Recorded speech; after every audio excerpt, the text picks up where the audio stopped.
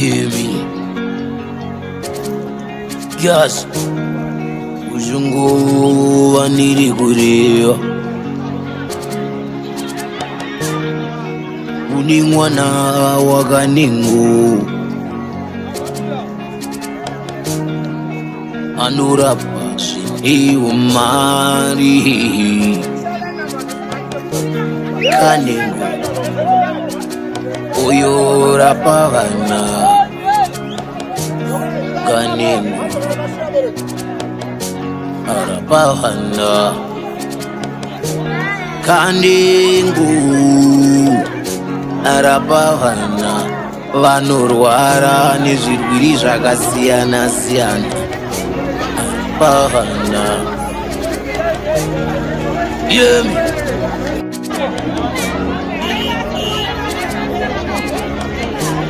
Vararapa vose vanhu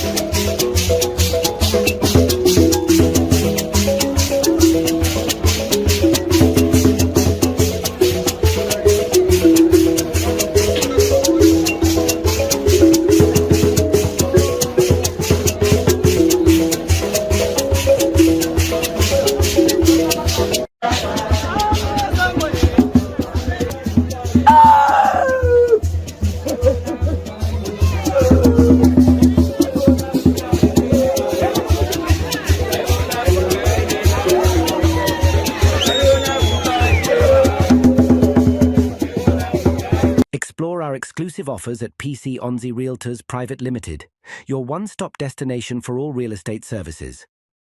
We offer expert property sales and auctioneering, precise property valuations, and comprehensive property management services. If you are in the diaspora, we can manage your property or help you buy one. Explore our extensive list of properties and find your perfect match.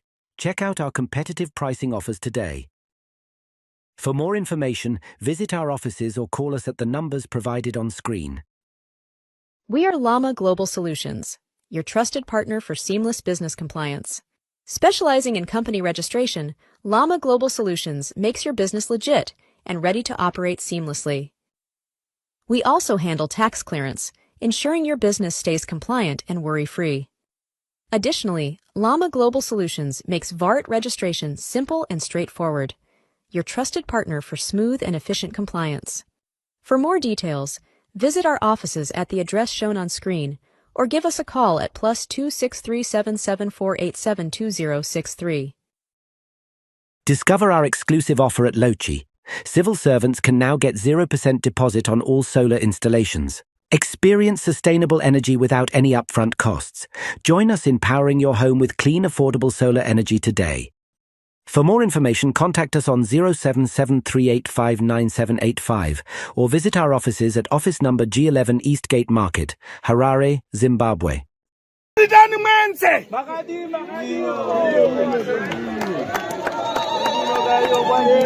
Muritani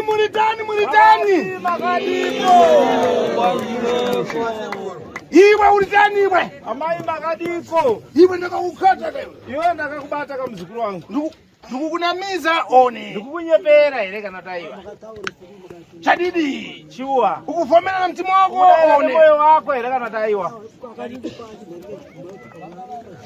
watani hata ndimbozvirambe akandipa nanga abwino ndipatemo bwino ndibate maoko eketi uritani iwe eketi wakadiko chakuyamba chekutanga ndabwerepo pano ndawepo panapo unenge ndipasa mazi amuna kundipa mvura iwe nyamala bonyarara ikamtere mpando kuti kundipasa apa nhasi amuna kundipa mvura kana pakukhala ndifuna kukhala mazi ndichireva kana pakugara amuna kundipa kuti ndimbotaura ndifuna kamwana kang'ono ndudaka mwana kadiki kandipase mazi kandipe mvura ndimwembo ndikutsvambo ndachokera kutari maizi zakunwa mvura nabva kure ivevi izvozvi ndipaseni maziye ndimwembo ndipe mvura iyoyo ndifuna kamwana kamwese kalibe kupombolewa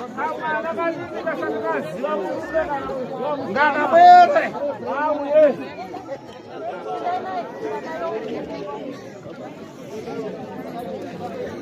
imwe mwenze mulipo pano bese muri panapa muri tanu makadi zvenyu mamakamira nkhani ya ekedi manga makamirira iri nhau yaekedi anga asipo ini ndakaita kuti adzoka auye ekedi vamwe ambaramba ati gobekisida kulibe vamwe vanoramba kuti gobheki tisenda hakuna uyu mubvunzeni ali apo uyu mubvunze ekedi ari apa iwe nemakana impano mune nharo here nasekuru uchira manjewe tombera maoko nasekuru una makana ine mune nharo nene here ndipaseni mpando wakukhala mbondipaiwa chekugarira ndilevembo nditaure ndio mwana ng'ono sotapombolambula ndifuna mwana ng'ono maudiwa mwana mudiki ari kupi ngabwera apa ndipase mazi iye mwana uye ari kupi ngabwera ndipase abhanda ari kupi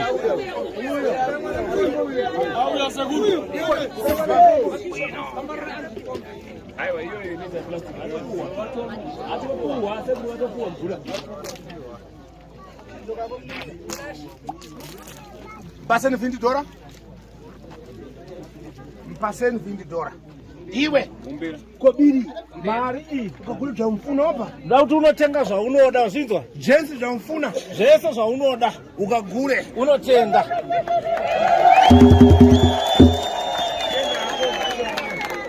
amabrasha mabhisiketi ano vanotenga mabhisiketi kwete mama wako aleti kobiri ndipase usape mama wako achiti ndipe mari ndenochigayo ugure kamizori utenge peni yemukati sudzuka tenda hako wachira bwino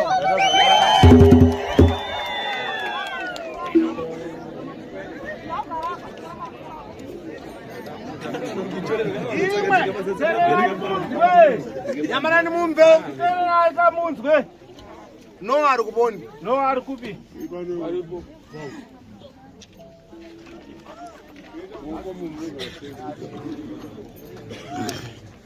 bwino zvakanaka tipoti ari kuponi tipoti ari kupi yogara pansiwe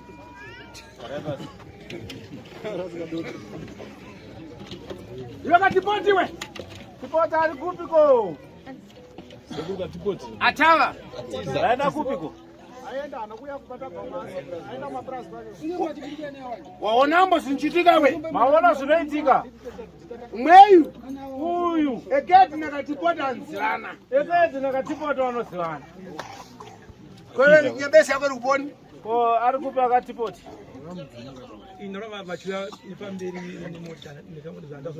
wazviona mboka uchiona matairiko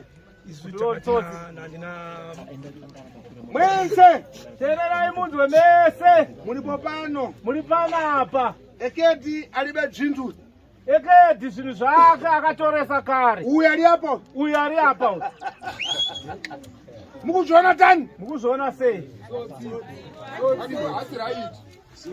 zvada chiita eketi uyu zvakaita ekedi uyu ali apo uyu ari apa mufuna kumuyangana bwino bwino suka vana kuyangana mamuyangana maona here maona munhu wese mamuyangana maona here mukumuyangana bwino bwino maona zvakanaka bwinogara pansiwe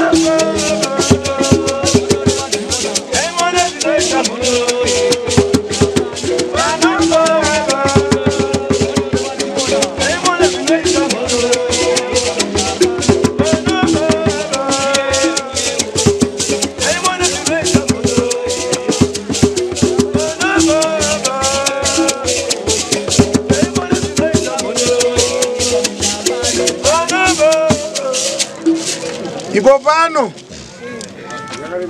tufuna lini baruja? Atisikuda ndo hizi.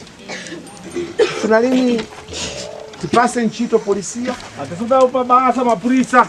Tufuna kushandambo munyaralambo. Nao shanda zakanaka mu runyararo. Muntu adaparana kana adafitirombo pansi. Munhu yakatoparara katovigwa. Tambe sana. Tawirani.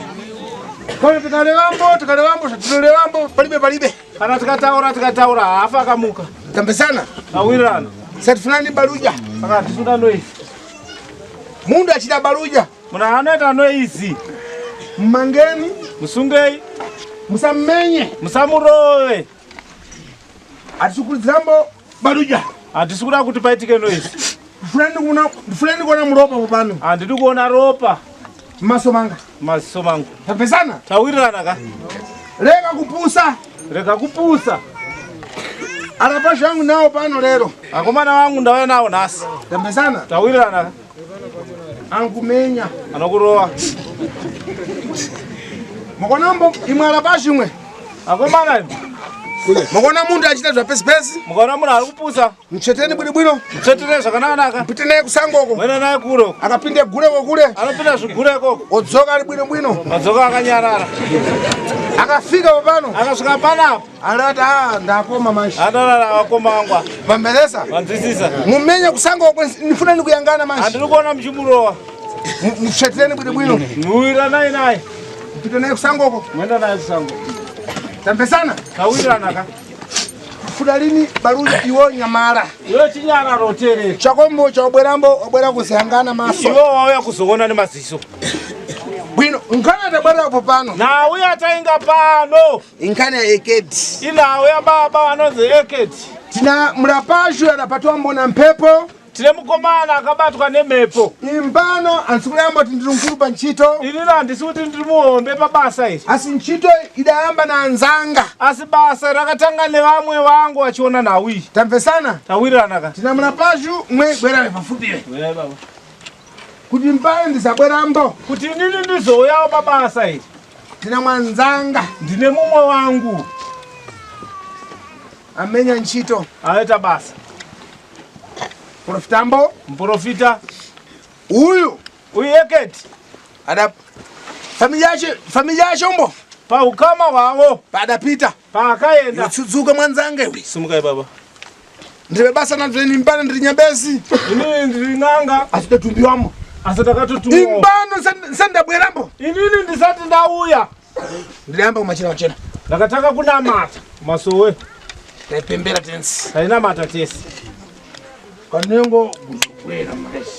Ndo kuzo. Kana mweo alipopa. Kana iwo vari papa. Wana dzao chimambuyo. Wane zvawo zviriko kumashuro. Kamwea. Ivava. Nempano. Nenini basi. Yafanana maisi. Takafanana. Ntchito ndokusiyana mbashinza mangwara. Inini ndoshandisa mushonga ndokusiyana kwedu. Yambesana. Tawirana. Iwe uya asifitu. Uyu hasi muroi. Ifitika. Iwe ndiuzembo ti asifiti. Hasi muroi. hombe. Abwino. Apa.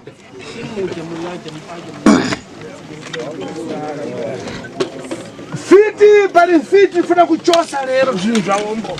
Nasi muroi zvinhu zvavo zvinofana kubva. Ngandipase kwete nindiende katenga zvinhu zvavo. Vawaenda unotora wega. Kanzambani munachosa. Ngandipase bwino ndichose iwe. Enda munotora kamuye nazo. Ukaraboni. Mogara kupi? Tipita lini mumwiko? Tenda rini kumusheko? Ndikufuna upando ka. Ndikuzvida kapana. Wata? Kuposhinza zvinhu zvakombo. Poshinza zvinhu zvakombo. Pavaishandisa makasire. Iva muzukuru Profitambo ayangana. Musampa usa uleka kumdzipa. Mai munonamata kai. Munowanda nejira. azimune vanhu 5 iwe menya we vamunotamba navo.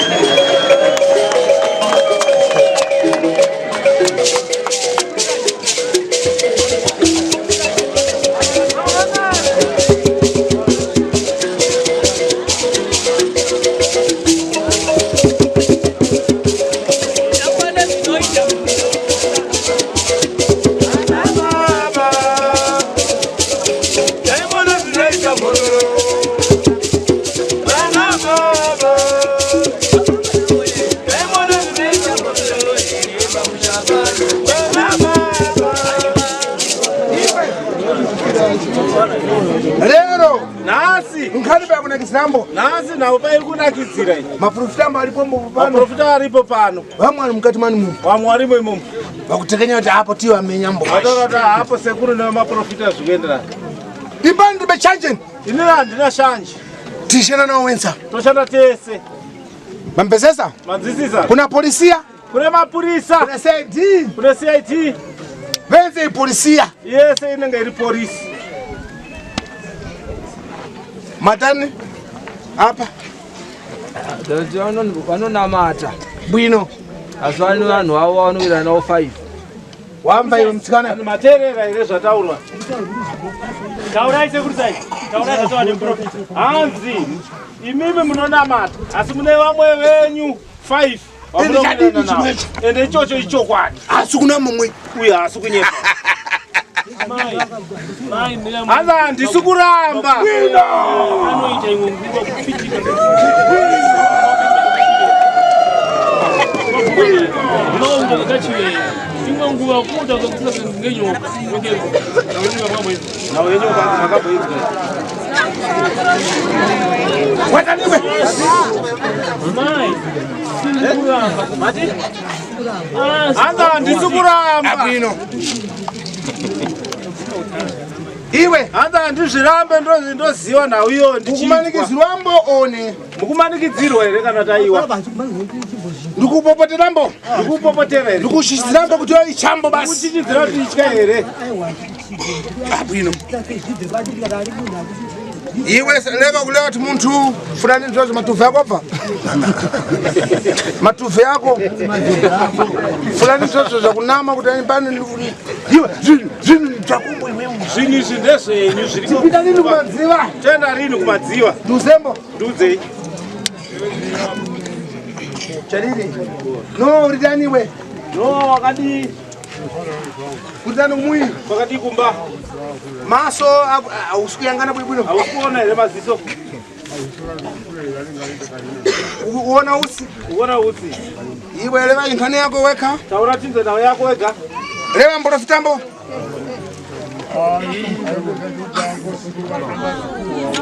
wapasa wana wani imva umve iwe teteka umve akapasa mbani chadidi ufuna tamba nembano unaoti sekuna tamba nawo bvunza Noa bvunza mwanzako we Noa bvunza Ekedi kuti tani munyendo kuchita tani vefi bvunza Ekedi kuti chichipitika makumbo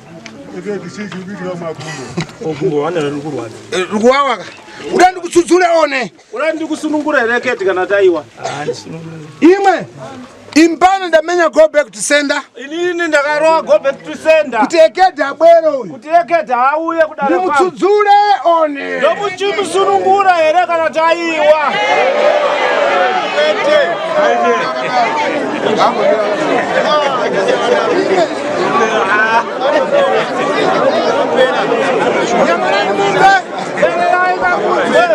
iwe nyamarani mumbe bwinobwino chinzwai kamunzwe wakuleva muti Ekedi mutsudzule simudzai maoko akuti Ekedi ngaasunungure simudzai maoko akulevamba kuti Ekedi ngane kutsudzulira akuti Ekedi ngaagara akadaro ndoapi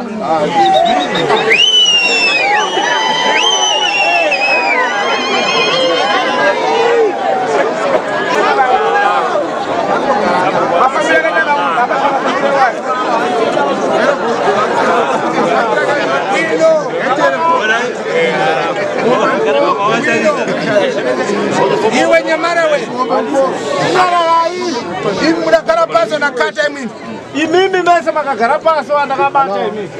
Ekete asudzuliwa one. Ekete asunungurwe ere kana taiwa. Ha? Bwino. Ya traute taure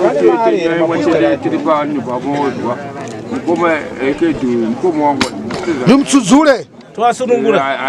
Atunungure. Bwino. Tichafika mweko. Hanzi ekete ngatanga abvuma. Uyu hama yangu saka ngabvume ekete. Chimbani mumve.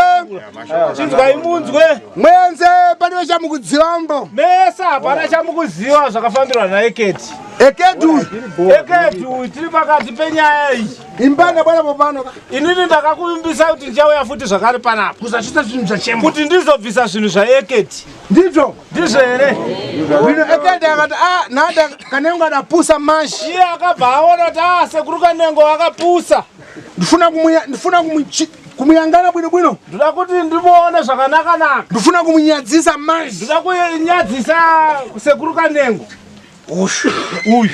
Imbana kana hanata. Inini ndikati aiwa. Alapashu pana vantu adabwera achirevamba kuti ndachokera kwa presidenta. Pane vanhu vakauya vakachichidzira vanhu panapa sekuru abva pano achiti ndabva kwa president. Kuti mukumenyanga. Ndizvo. Kuti mukuita vanoizi. Vanhu anatumwa naeketi. Vanhu aeketi ivavo. Vantuwo. Vanhu ivavo. Ifiti po mwedzi mweso. Varoi ivavo vanoda kudzivirira zvinhu zvakashata. Ambesesa. Yes. Vanhu ndakabwera popano. Ndakauya pano. Eketi kutuma vantu vachembo. Eketi kwakutuma vanhu avo. Tianatuma zvine. Zvakatumira vanhu izvozvo. Vantu mudangwara mashi ndokutendani. Makangwara vanhu ndokutendai. Aelewa pale. Vaitaura ipapo. Alibe kudziya kuti mazuwano zvingiri zvabwerambo. Haana kuziva kuti kune mafoni aripo anoshanda. Achireva muntu anabata telefoni yachembo. Achitaura ipapo iye achitorekotwa. Vachapitambo pamidhiyambo. Saka zviripo pamidhiya. Zvatatambo. Zvadaro. Ekaona ngani mchitalini. Eketi akaona kuti ndau iyi haisi kuita zvakanaka. Vapitambo kugrendero. Akaenda kunonzi kuGrendale. Uyu ari apo we. Uyu ari apo. Kunyabezi yachembo. Akaenda kune n'anga iri kuGrendale. Iwe umpembera. Iwe uri munhu anonamata kumasowe. Kwa kunyabezi kutsvaka chani bwe. Saka kun'anga wakuzoenda kunodii. Kule vambo mubvunzo mashi. Mubvunzo wandapo. Iwe tipindurembo.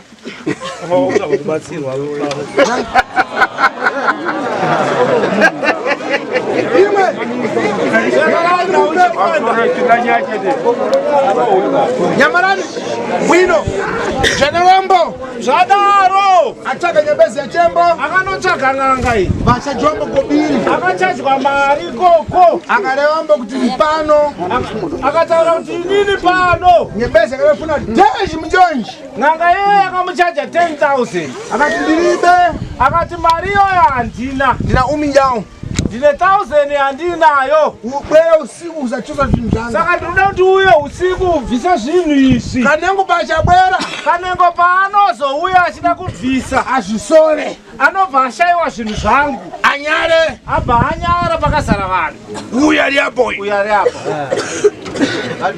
mukujonatani ukuona sei nyaya adarombo saka zvadaro ndokufonera nyembezi iye ndobva afonerana nen'anga iyoyo kuti kune vanhu ariko kumusha musi wachombo zuva iroro mufi uyu akakusumizani mwese mese akakusheka imese ndobva mabwera mumwipi vamakhaliramo ndobva mauya ndobva magarira pano pamusha iye bvaruza n'anga kuti natorega kubwera abvaudza n'anga iyoyo kuti aiwa regedza kuuya ndikunamewe ndikunyepa ereketi usiku ma7 ora ma7 ikoko ufonera nyembezi wewe ukafonera n'anga iyoyo iwe usabwere kuti musauye kuna vantu vari kumwi kune vanhu ariko kumusha ndikunama ndikunyepa yakati zvaone 1,000 ndouya ngati arya zviri watani ndakati angaireketo zvaakuuya iwe iwewe nyembezi wayo usambo chocho n'anga iwe itaurira sekudaro ndobva yakuza pano ufuna deshi mujonji ndabva yakuudza kuti ndida 10,000 iwe ubva watanga kudwara iwewe bva watanga kurwara nyendo chitanga kuwawa makumbo pachitanga kurwadza wapita ukaranda wakabva vaenda kunonzi ukaranda karapiwa unorapwa uneboyani ndida kukanganisa urapwe ikoko nokuti ndinenda Jonathan uzona sei iwe wandoona kuti ndiri nguluka wagutsikana here ha yo tawiri budi we yaombere uchira manja we iwe ungandidwa dambo wewe saka ungandita chitsotsa here ndikatadza kukuona bwino iwe Nova namba nyabezi ishidalini abaona kanga ya sikuita nikashitani zoita sei yegetu yafunga mwana yegetu arikuronga na mwana wacho arikone mwana bashengu mwana barukone gawe gawe hapa gawe hapa wewe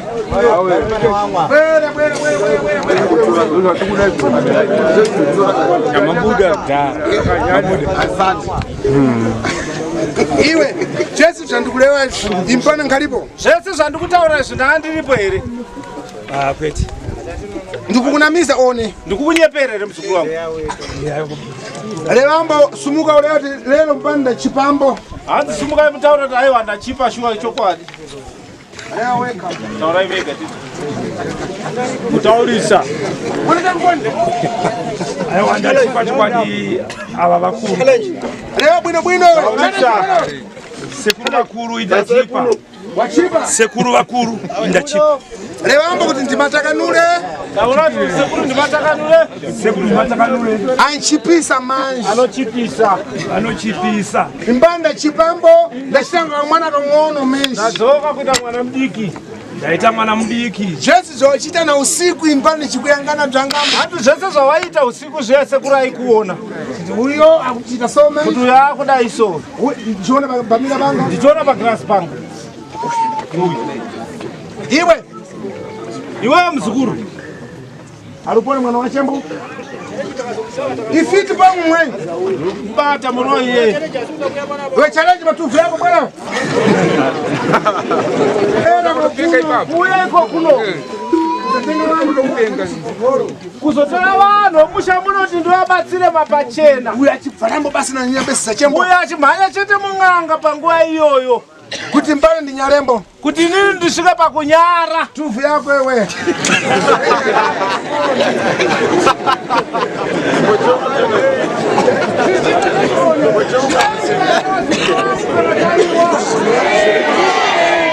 Vino apa ndimwe ngani pomwe saka apa zviko zvino ndine imwe nawo yandinayo uyu baba aipembera namweyo haina mata na baba kwewo chani wakatiza kuwezesha bwino kwa hiyo wakabva sei kuchechi yakanaka inona matona baba weka taura wega ndizokuchikana munhu uri mwana unomubereki kwaanenge aenda ndikaona zvitei saka apa gereji yako iri bwino saka chechi una mata yakanaka ayo ipo ndakationa kuti haina kunaka maiti yake watani saka apa uda kutumisa gereji saka uda kutumisa era araita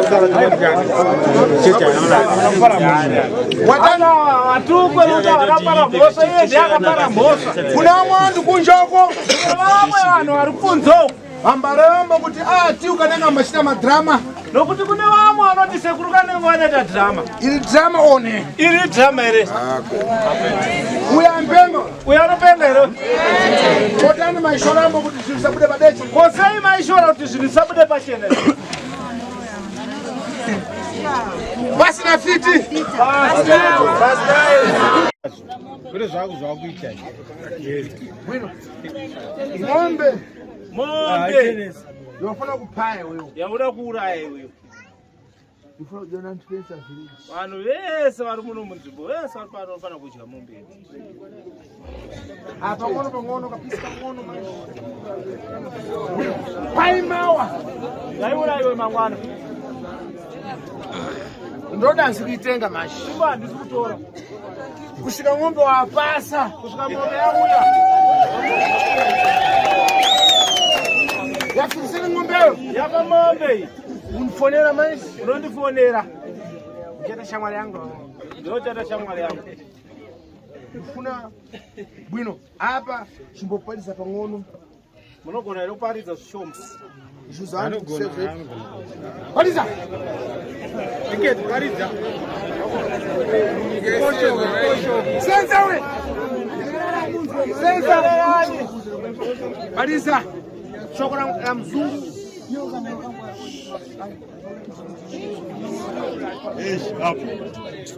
Watani?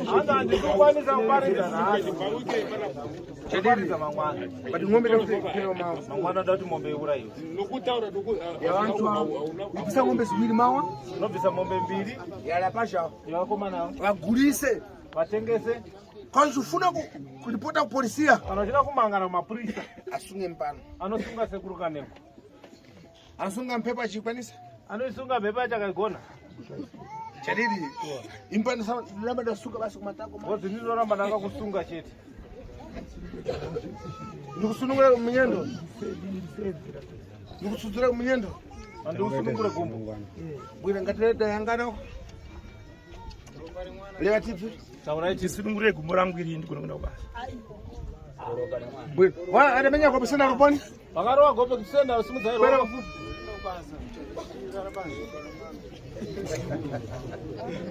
uya kushema ndachita dzire sidade kuya yokabaziwe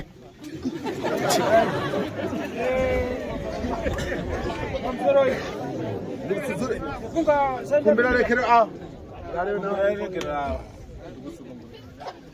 ndisunguro mwana sungure baba asi nekutaura kwatinako kwekuti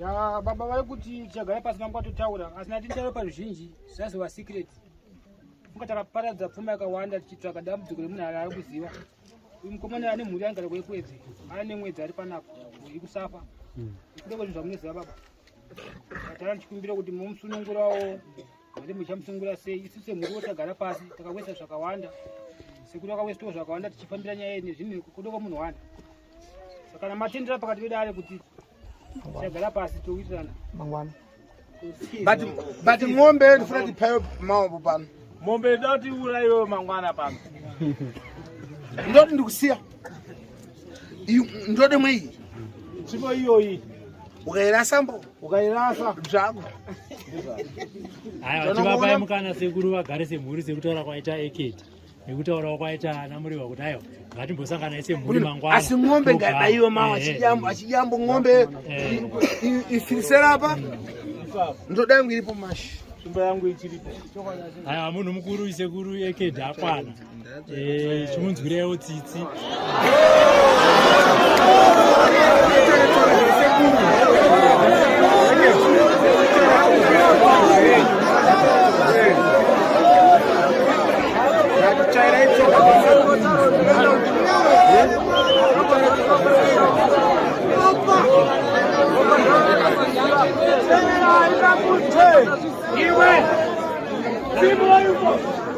pamusoro esekuru ndiri kuti nzwirai eketi tsitsika ndiri kuona nemunharaunda havana kunyatsozvinzwisisa ndiri kuti padare rineri sekuru chipai nguva veukama tivape nguva yekutaura kuti dare muri pete sekuru kanengo basa ravo harisiri kuuraya basa ravo nderekuunganidza mhuri nekudzibatanidza saka ndiri kuti sekuru isusu sevazukuru venyu sekutaura kwaita ekedi anova munhu ndiye akatadza dare nderekwamaodzwa tovapa nguva yekuti vataurirane semhuri pamunodzoka sekuru nemusi wechitatuka vokuudzai kuti semhuri takaurirana zvimwe zvinhu hazviite kuti vataurirane vawirirane pajekerere hatiti isu chese tiri kuti hehe tiri kumashiro tine dzeduwo matodiwo sekuruka yekwamaodza mapedza chitipeyawo mukana onoite kuti tioneiwo makutonakidzwa nenyaya asi mukana uri pano matakanora ari pano ini pangu ndaita se ndapedza vandere kwamaodzwa iye haisi waondiye kuti tirwisane vanhu vakwamaodza handi mazori ekedi abvuma nyaya yake vekwamaodza vatiorani ngatione mukana kuti titaurirane tangoti hapana kwatinosvika chinangwa chese kuungana panapa kubatanidza mhuri saka takamba tichiteerera pfungwa dzemumwe nemumwe muda kuona ekedi afa handiti abvuma mhosva yake ropa anaro maprofita vakamuprofita handiti Yabwino wakulera manje. Iwewe. Pana familia ya Gombo. Pana muno wewe ukama wako hivi. Muntu wa familia. Muno wewe ukama uti. Akukanda mpepo kumpuri yako. Arikukanda mhepo kumuri. Vana wa Gombo wewe. Vana vako iwewe. Vano zvakuchita. Hapana zvakuita. Saka sana iwewe mashi. Iwewe mashi. Musana wako. Musana wako. Udapotekeka. Wakakwara dha. Iwewe mtsikana. Iwewe mtsikana. Ndauri pachika chaimfa. Rufu rwako ndaruona. Sekuru ramurekeza kutaura ino.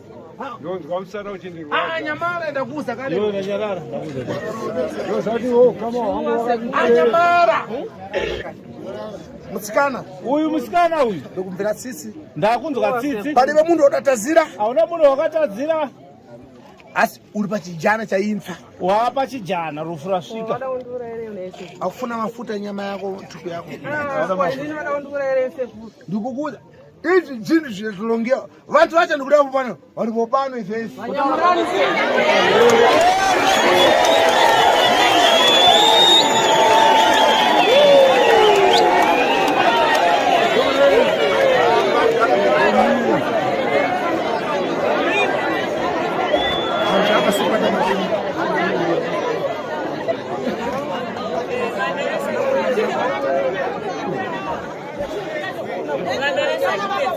Mukuona nkani yache mweli? Mukuona nawe muzukuru wangu uyu. Vana vake samara kufikiseni. Vana vake vese vapera kufa. Asala na awiri. Iwe, tambura tesambo. Anzi ndokuziva here tambura tesambo. Nomutaura tese. Ndikuzienda ndakatanga kuone pa zokuona inasi. Apa akufuna wewe umashi. Apa iwe ndo amai vacho vakuti. Akuchema kwamuri sekuru kuti mundibatsirewo. Ndakumbira chisonova. Ndanzwa tsitsi manje. Ndifuna kukutendesa fufuru iwe. Iwe ndo akukubatsira mahara ndisuna mari mundaramo.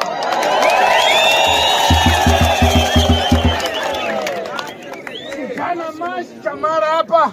Chijana apa ndachipedza izvozvi. Iwe ndikukuyangana ndifuna ndikufumure.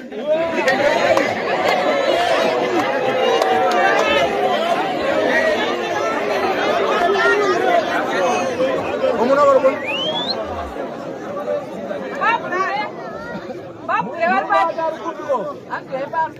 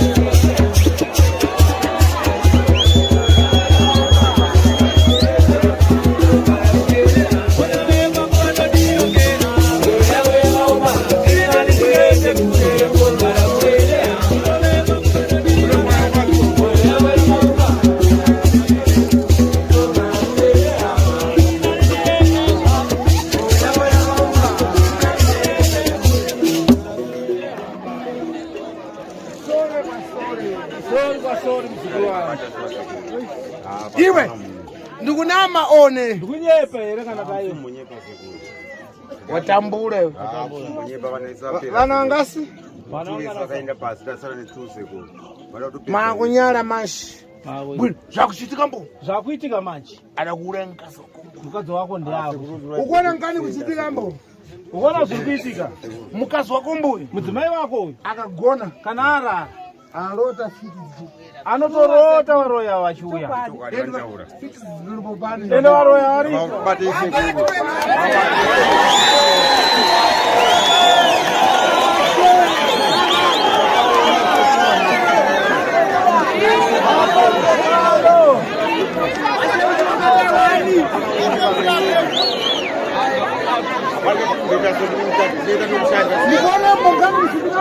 Mukona nawe kuitika iwe nyamara we mudzambo mukuziva zvikuitika chitatu musi wechitatu pandiri kuuya nada handisi kubwera ngatsvake kobiri ndibwere nditsvagire mari ndiuye mutsvake chimusasa manje muwake chimusasa ndibwere ndiuye Muchibaya ng'ombe. Muchuraya ng'ombe. Muchijambo. Muchija. Ichukukatani. Chibata waroi.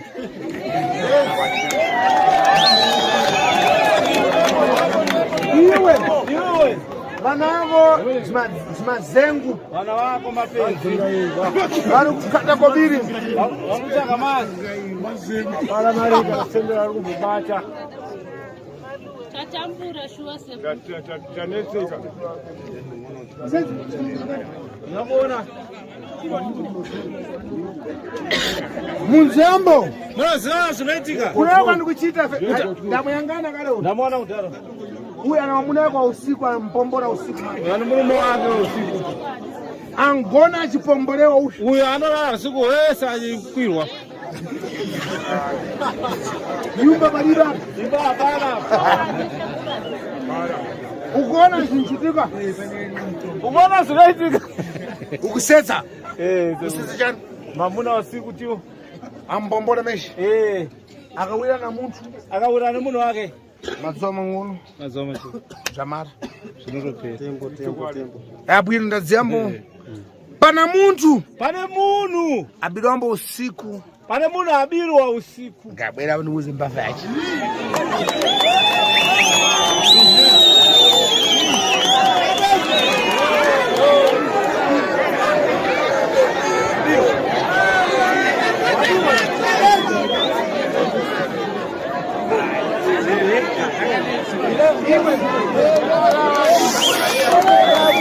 Narai.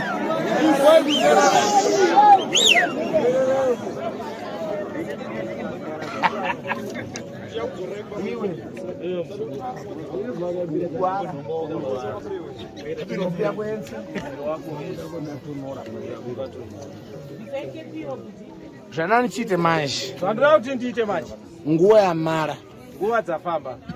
Ekedi upite mukati. Ekedi chipinda mukati umu. Na familia dzako dzenzi. Newe ukama wako izvozvo. Ndikusati kobini ndikufuna. Ndauda kuchaja mari yangu yandikuda. 300 million. 3,500. Kupagari. Ubhadhare mari yangu. Chitatu ndichibwera. Chitatu ndichiuya. Ndopa ndichatenga ndodwi. Ndopa ndichatora tsvimbo iyi. Alive basa akumuchira mumbani. Yadarai. Mayazotenda chete kwani kuzo kweki mama. Iwe. Yadarai kwa sore. Sore kwa sore. Vana wako wese akumana kufikiseri ndiona wawili adafikiseri pansa. Vana vari pansa. Iwe mpano mbandidziva. Inondiziva. Sore mudzukuru wangu abva. Sore wazvinza. Ndokumuzira chisore. Ndokumuzira tsitsi. Ive izvozvi kugara kwamukuchita kugara kwamukuita kwangwasara 3 chidziya kwangwasara 3 days uyu kwache uyu kwake uyu kwache hamusi kuwirane bopa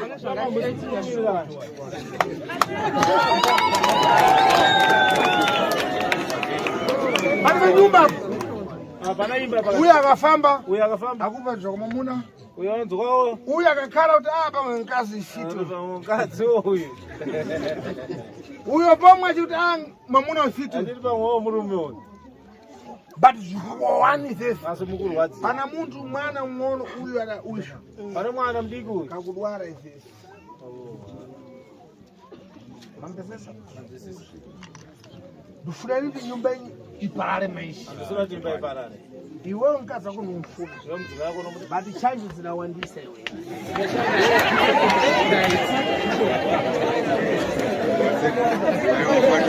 dzinawandisa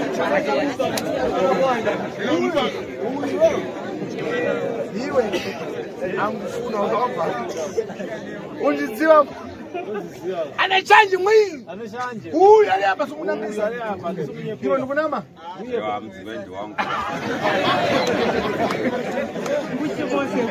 watani chimanga ndachiyangana kuti usiku chabiwa mbo chimanga ndikuchidziwa ndikuziva chibage chabiwa usiku materiko acho vhevhi materiko mbavha dzacho dziva nzvimbo panzvimbo pakuchichigurisa nyimangacho ndokutotengeswa zvinhu zvako uchakuza upana palibe materiko asi heti wasiya heti iripo ndikuidziva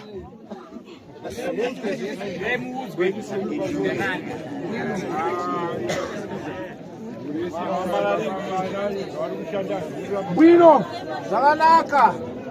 Imbani mumbe. Imbani mumbe. Ndizwai munzwe. Ndikuyangana matambudziko anu mwense. Ndikuona matambudziko enyu mese emusha muno. Iwe mtsikana ugutsira bwera kufupi iwewe. Bwino.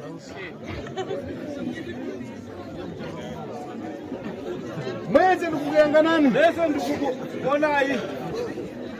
Mamuno karungoni. Unayamwisa chani mazamu masuku akambamba kuwako. Mazamu ako chicha unayamwise. Chichi neta kuti nyaso dzibawawa meshi. Nyaso dzine kuchita so meshi chani. Kuchita chi? Nata si kensa mbo. Anta una kensa. Una zvindu zvakuyamwisa zvidhoma iwe umashi. Ndo kuyamwisa zvidhoma. Ukuzviona ndani? Ukuzviona sei?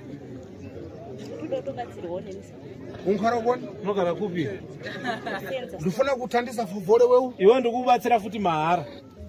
Pana nkhani kuchitika mbo wewe. Pana nawo ikuitika mzukuru wangu. Masuku akamba wawa meshi. Mukaka wako unorovava. Pane chimwe utenda unaomba nditazeni kuti ndilewe handa zakusetsa. Pane urwere wanobwera wewe. Vamvezesa?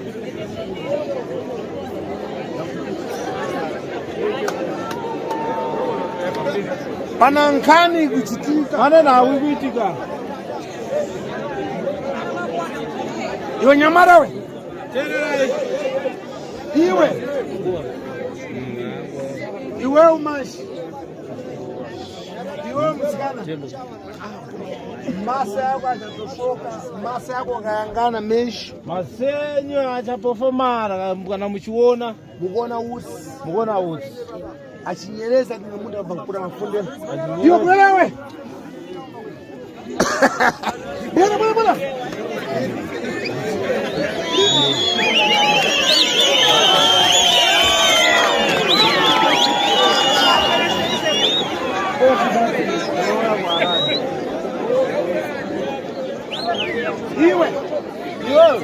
Iwe umpembera meshi.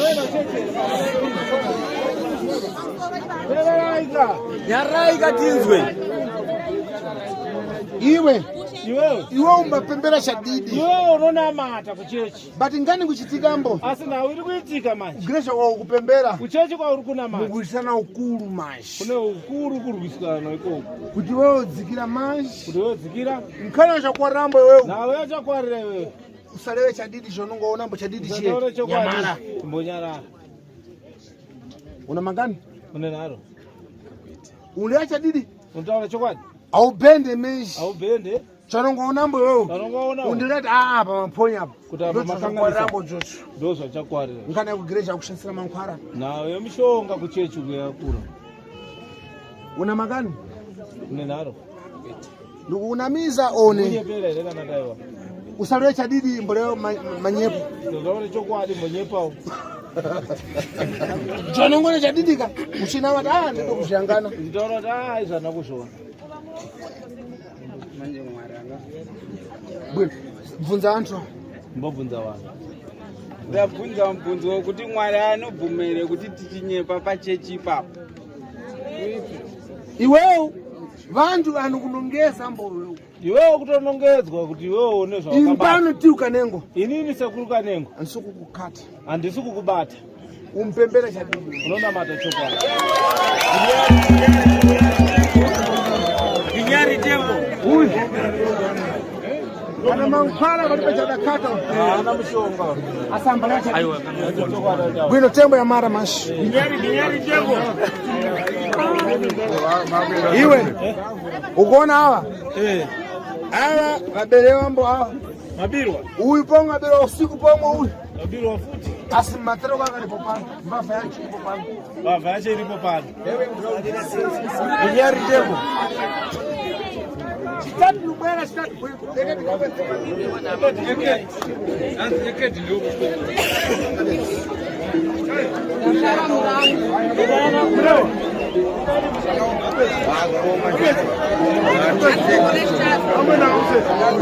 Explore our exclusive offers at PC Onzi Realtors Private Limited, your one-stop destination for all real estate services. We offer expert property sales and auctioneering, precise property valuations,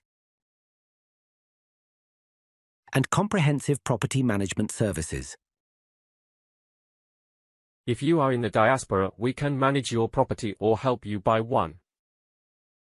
Explore our extensive list of properties and find your perfect match. Check out our competitive pricing offers today. For more information, visit our offices or call us at the numbers provided on screen. We are Llama Global Solutions, your trusted partner for seamless business compliance. Specializing in company registration, Llama Global Solutions makes your business legit and ready to operate seamlessly. We also handle tax clearance, ensuring your business stays compliant and worry-free. Additionally, Llama Global Solutions makes VART registration simple and straightforward, your trusted partner for smooth and efficient compliance. For more details, visit our offices at the address shown on screen or give us a call at +2 63774872063. Discover our exclusive offer at Lochi. Civil servants can now get 0% deposit on all solar installations. Experience sustainable energy without any upfront costs. Join us in powering your home with clean, affordable solar energy today. For more information, contact us on 07738599785 or visit our offices at office number G11 Eastgate Market, Harare, Zimbabwe.